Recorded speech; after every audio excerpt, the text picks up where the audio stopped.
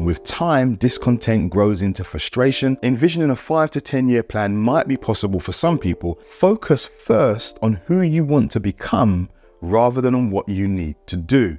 So what does a meaningful life mean to you? Well, this is a really important question because the answer you give will determine how you spend your time, your energy, and where you focus. Whether we are conscious of it or not, our whole way of life is shaped by how we define meaning. Yet despite this, so many people fail to consider this really important question. Why is that? Well, there are a few possible reasons why people don't take the time to ask what a meaningful life means for them. Firstly, it could be that they're just distracted. The pull of social media feeds, Netflix, and other forms of entertainment just entice them away from discovering who they're destined to become and what they're capable of achieving. Secondly, it could be that they're just so conditioned by the status quo and what the masses do that they don't even consider how what they do is being influenced by everyone else. Thirdly, it might be that rather than recognizing the benefits of facing challenges, solving problems, and serving others, they see comfort as being the ultimate goal in life. And maybe they just fear that the meaning of life may take them to unknown places and less familiar spaces that will require them to break free from how they perceive themselves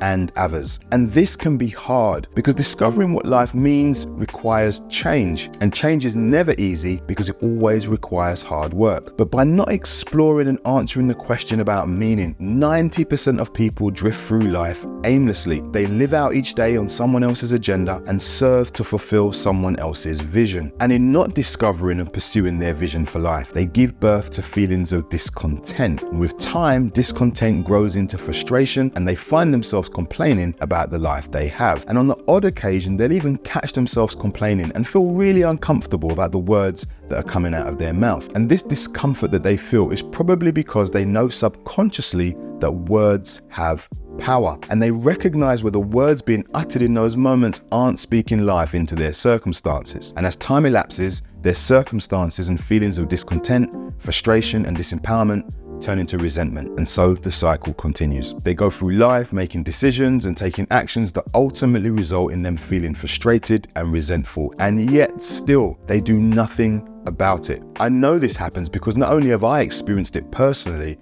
but I've also seen it in the lives of hundreds of people I've worked with over the years. Good-hearted individuals who are raising families, running businesses, leading teams, and trying to make a positive contribution to the world have all struggled with this one question. And from what I've seen over the years, it was only as they got clear about what a meaningful life meant to them that they started to experience life with a sense of gratitude, joy, and purpose, despite the challenges that life throws their way. So keep watching, because in this video, I'm going to share the steps you can take to make sure you're living a meaningful life. Hi, I'm Nick, and I'm a husband, dad, pops, coach, and counselor.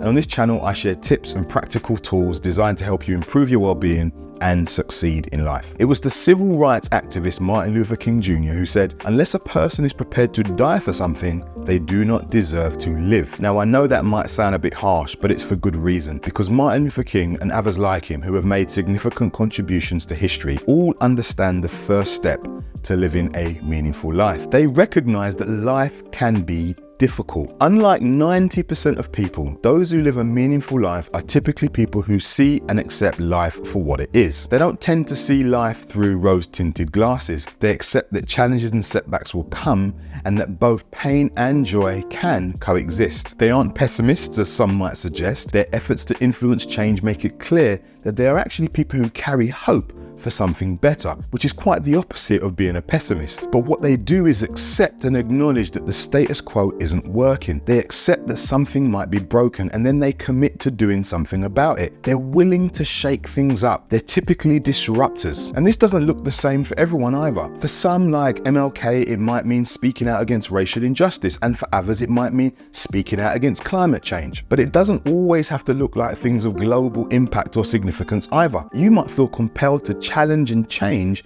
the prevailing narrative in your family of origin. You may be someone who wants to move away from the traditional model of going from school to university and then working from 9 to 5 until retirement. You might want something different. For you, the ideal might be being in a position where you can reap the fruits of your labor while you're still young and fit enough to enjoy them. Whatever the case is, for you to challenge the status quo, you first need to challenge your thinking. You need to be able to see that not everything is as simple and clear-cut as you might be led to believe. Who says you need to go to university to have a good career? Who says you need to earn six figures or become a millionaire to feel content? Who says you need to be married or have children to experience joy-filled relationships? Just stop and think for a minute about where these messages have come from for you and whether they are actually fit for you. Challenging your thinking is the first step to creating a life that you would describe as being meaningful. And the best way to do this is to expand your thinking. Now, how do you expand your thinking? Well, you read new books, you get out and you have new experiences, you write about your experiences and what you learn, you create variety in the types of people you speak with, you ask questions, you listen, you challenge your presuppositions and biases, you step outside of your comfort zone. Ultimately, how you think will be shaped by who and what you expose yourself to. So your ability to think differently and feel confident enough to clarify your own definition of meaning is going to be dependent on the extent to which you limit your exposure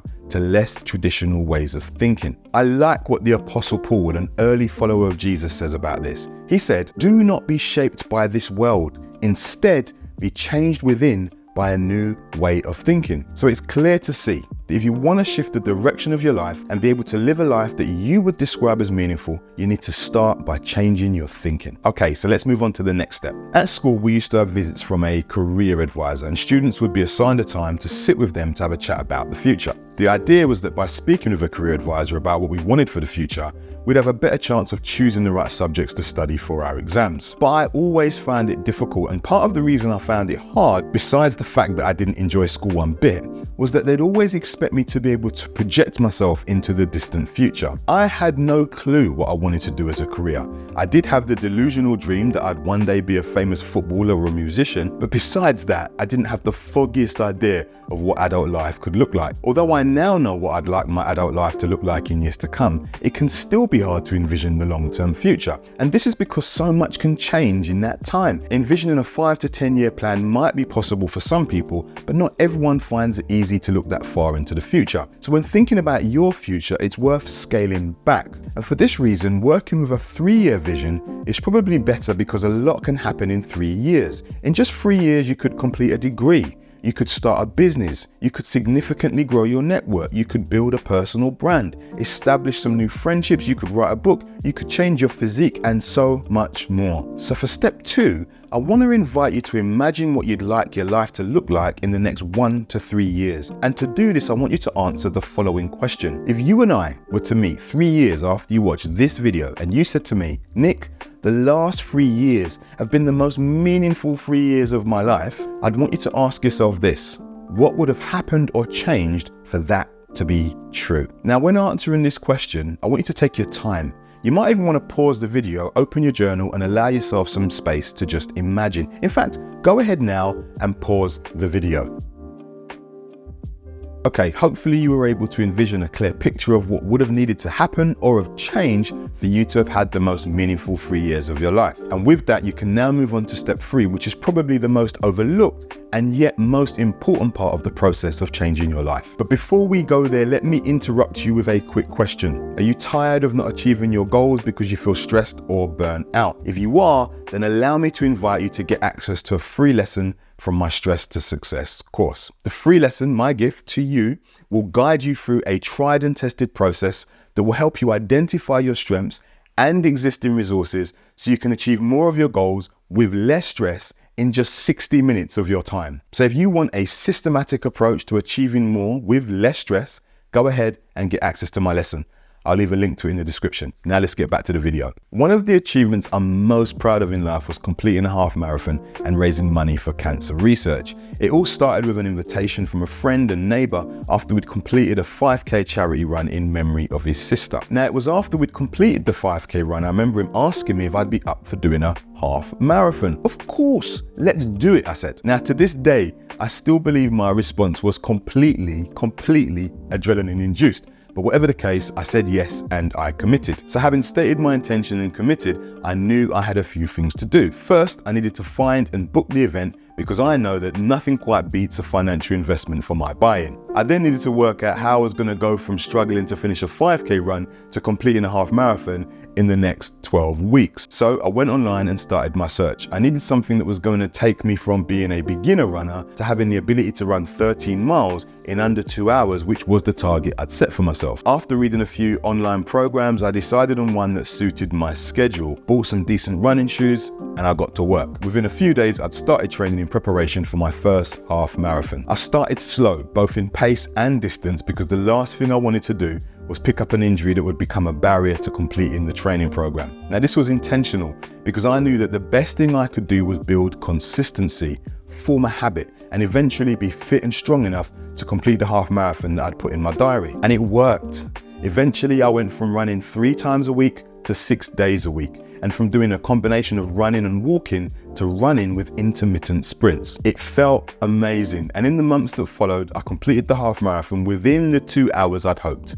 Mission complete. But that's where I went wrong, and where I think lots of people go wrong. You see, I made the mistake of believing that completing the half marathon in under 2 hours was my big accomplishment. Now, that's not to downplay the effort and the discipline that was needed to do it, but I do realize now that there was something bigger at stake. What I didn't see then was that the ultimate accomplishment was that I became a healthy, fit, and confident runner. Preparing for and completing the half marathon served to help change me into someone I wasn't before. And that was equally as valuable to me as raising hundreds of pounds for charity. And this links to the next step you need to take if you want to change your life this year. And as I said, this is probably the most important step of the 3 I'm sharing in this video. So listen very, very carefully. Focus first on who you want to become rather than on what you need to do. You see, this is all about identity, because how you see yourself, and more importantly, what you believe about yourself, will have more bearings on what you're able to achieve. Now, although it is important to think about the actions you need to take to change your life, which I've said more about in another video, which I'll link to in the description,